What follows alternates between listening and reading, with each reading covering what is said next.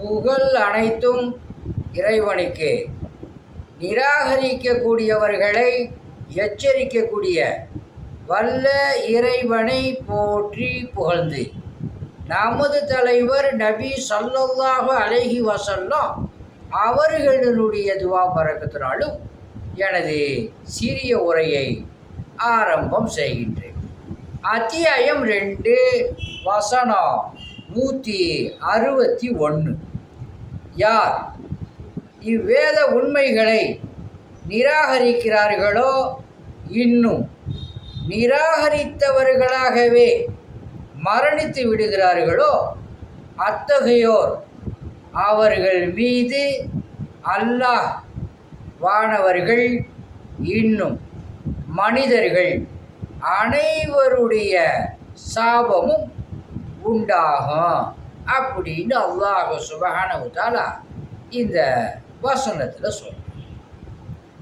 Example, இறைவனுடைய வேதத்தை நிராகரித்தவர்களாகவே மரணித்து விட்டால் அவர்கள் மீது அல்லாஹுடைய சாபமும் வானவர்களுடைய சாபமும் உலகத்தில் பிறந்தவர்கள் அனைவர்களுடைய மனிதர்களுடைய சாபமும் உண்டாகும் அப்படின்னு சொல்லி அல்லாஹ் சுப்ஹானஹு வ தஆலா எச்சரிக்கிறான்.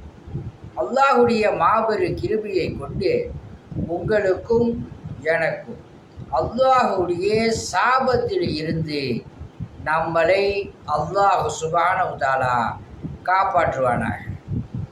மாணவமாளுடைய பட்டோலை வலது கரத்தில் கொடுப்பானாக. சொர்க்கத்தை வாஜிபாக்கி வைப்பானாக. ஆன்மீக முறையில் மூட்டு வலி, இடுப்பு வலிக்கு எண்ணெய் ஓதி கொடுக்கப்படும். ஆஸ்துமாவிற்கு தேன் ஓதி கொடுக்கப்படும். அல்லாஹுடைய மாபெரும் கிருபையை கொண்டு குணமாகும்.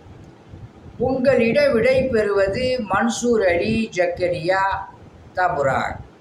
சப்ஸ்கிரைப் செய்து கொள்ளுங்கள்.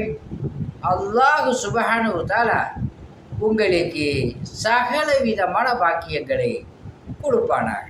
அஸ்ஸலாமு அலைக்கும்.